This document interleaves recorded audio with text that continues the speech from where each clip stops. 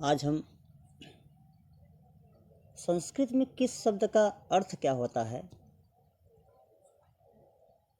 उस शब्द का अर्थ हम कैसे लगाएं और उस शब्द में विभक्ति कौन सी है, इसको हम कैसे पहचानें, इसका बहुत ही सिंपल सा तरीका आज हम आपको बताएंगे।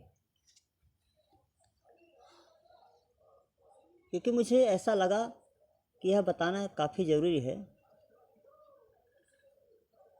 क्योंकि इसके पहले जब हम भी पढ़ते थे तो जब हमारे गुरुजी हमें बताते थे कि बेटा इस शब्द का यह अर्थ है, तो उस समय मुझे भी खुद ही नहीं समझ में आता था कि आखिर यह अर्थ हुआ कैसे हम किसी शब्द का अर्थ जानें कि किस शब्द के अंत में से लगाएं, कि किसी भी शब्द के अंत में काके की लगाएं, क्या लगाएं, हमें कैसे पता चलेगा। तो इसका हम साधारण सा तरीका आज आपको बताने जा रहे हैं, जिसे यदि आप स्मरण कर लेंगे तो शायद कोई भी पुस्तक हो संस्कृत का और उसका अर्थ आसानी से लगा सकते हैं, इसमें कोई संशय नहीं है। तो आपके समक्ष देखिए पहला नियम है, जिसमें आप देख पा रहे हैं कि पहले नियम में लिखा है कि एन, एड़, ड़ा, ना या सा। तो यदि किसी भी शब्द के अंत में एन आ जाए, एड़, ड़ा, ना या सा, तो इतने शब्दों के स्थान पर आप से का प्रयोग करेंगे, से का। और इसमें आपकी तृतीया विभक्ति होगी और एक वचन होगा। जैसे उदाहरण के तौर पर देखिए बालकेन। आप देख पा रहे हैं कि बालकेन में बालक शब्द है। इस बालक शब्द के अंत में आप देखेंगे कि एन आया हुआ है। और हमने आपसे बताया कि जब किसी भी शब्द के अंत में एन, एड़, ड़ा, ना या और सा, यदि किसी भी शब्द के अंत में इनमें से कोई आएगा तो इसके स्थान पर आप से का प्रयोग करेंगे और इसमें तृतीया विभक्ति होगी और एक वचन होगा। जैसे उदाहरण के तौर पर हम और देख लेते हैं, जैसे कविना। आप देख पा रहे हैं कि कविना में कवि शब्द है और इसके अंत में ना आया हुआ है। और हमने आपसे बताया कि जब किसी भी शब्द के अंत में इनमें से कोई होगा तो इसके स्थान पर केवल और केवल आप से का प्रयोग करेंगे। जैसे यदि उदाहरण के तौर पर देखा जाए तो हम हरिड़ा दे देते हैं, हरिड़ा। अब हरिड़ा में आप देखेंगे कि हरिड़ा में हरि शब्द है आपका, और इस हरि शब्द के अंत में आपका ड़ा आता है, यहाँ ड़ा दिया है आपका। इसके स्थान पर भी हम से का प्रयोग कर सकते हैं, तो हमारा अर्थ हो जाएगा हरि से। दूसरा उदाहरण हम लें तो मुनिना कह दे हम, मुनीना। आप देखेंगे मुनीना में मुनि शब्द है और इस शब्द के अंत में आपका ने आया हुआ है, यहाँ देखिए ना है। अब इस ना के स्थान पर हम से का प्रयोग कर लेंगे तो हमारा अर्थ हो जाएगा मुनि से। यदि कोई पूछा कि इसमें कौन सी विभक्ति होगी तो सिंपल सा है, तृतीया विभक्ति हो जाएगी। यह तो आपका पहला नियम है। ठीक इसी तरह आपका दूसरा नियम क्या कहता है कि जब किसी शब्द के अंत में आय, यई,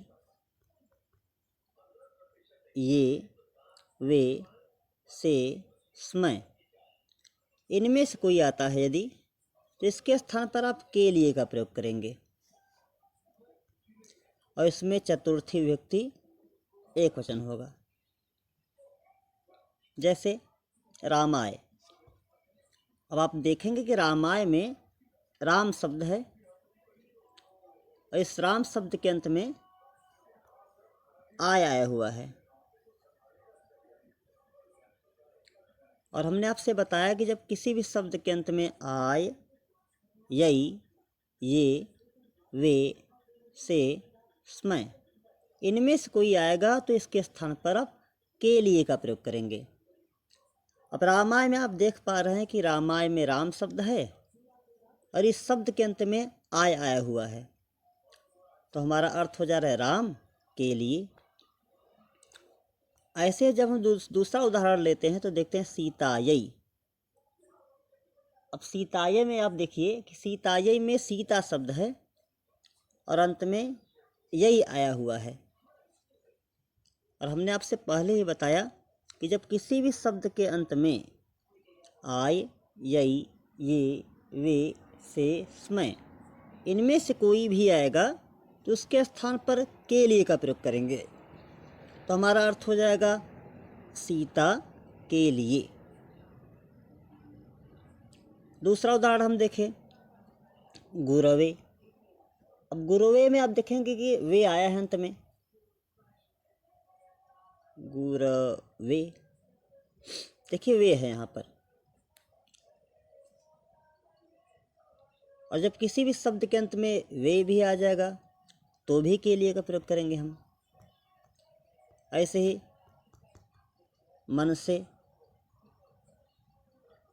मन से, देखिए यहाँ पर से है। ऐसे किसी भी शब्द के अंत में इनमें से कोई भी आएगा तो आप के लिए का प्रयोग करेंगे और इसमें चतुर्थी विभक्ति होगी और एक वचन होगा। आपको भले ही रूप न याद हो, लेकिन आपको केवल यह नियम यदि याद है तो आप आसानी से बता सकते हैं कि किस शब्द में कौन सी विभक्ति है और कौन सा वचन है। बिल्कुल सिंपल सी तरीका है आपका यह, और शायद इससे सरल तरीका आपको कहीं नहीं मिलेगा।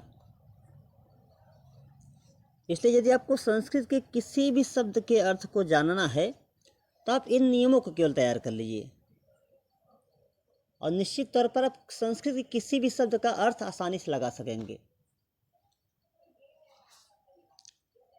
अगला नियम आपका है, जिस शब्द के अंत में आत, याह, एहे, ओहो, सह, इनमें से कोई आएगा तो उसके स्थान पर से का प्रयोग करेंगे और इसमें पंचमी विभक्ति होगी और एक वचन होगा।